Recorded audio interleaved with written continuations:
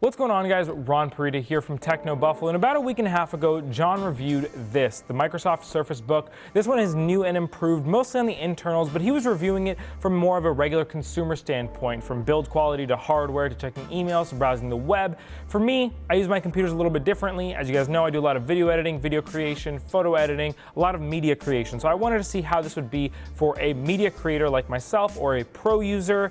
That's what we're going to be testing out today. Let's go ahead and get started. So in regards to internals with processing horsepower, what we're looking at here is an Intel Core i7 processor clocking at 2.6 gigahertz.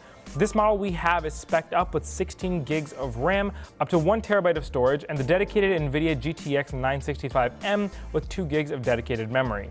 In actual practice, and me using Adobe Premiere mainly, it was very, very fast. We did a rough comparison between this and a nearly spec'd up brand new MacBook Pro and did an export test of the same project. The Surface Book came in a minute faster at 7 minutes and 10 seconds, which took the MacBook Pro 8 minutes and 10 seconds. Really unofficial test, but just a rough guesstimate for me to see how long rendering a project out and exporting it would take on both devices. So the Surface Book is no doubt fast. It'll be able to handle the majority of what you throw at it, and for me it was more than good enough. I was able to scrub through 4K video with no problem, trimming, editing as quickly as I possibly could. The computer was ahead of my editing brain, which is always what you want. You don't want the technology to hold you back, and it definitely didn't in this case.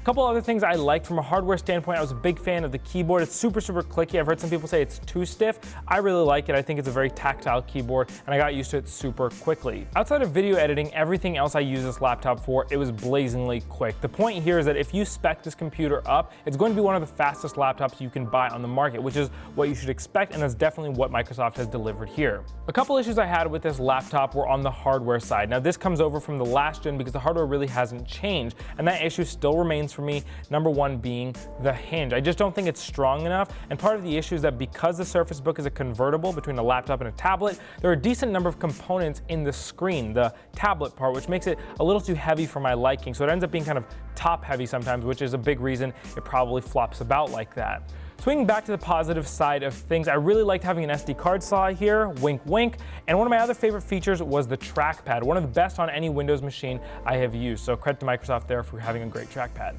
And so that's really it for the Surface Book from my perspective. I'm a big fan of the upgrades Microsoft has made. They're very minimally hardware. They are mostly internal, but I think it makes the experience of using the Surface Book much more pleasurable. It's a very powerful pro-level machine, and so if you're going to be using this for graphic design, a lot of Photoshop, a lot of video editing, media creation, I can confirm that it can do the job and it'll do it well.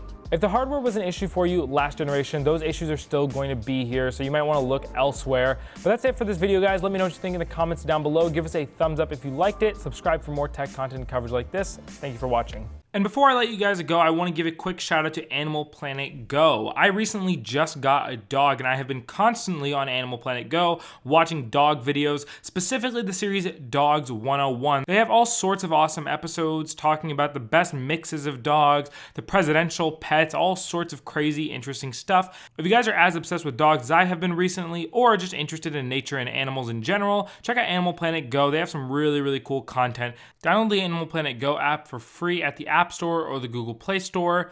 Check out the link below to learn more.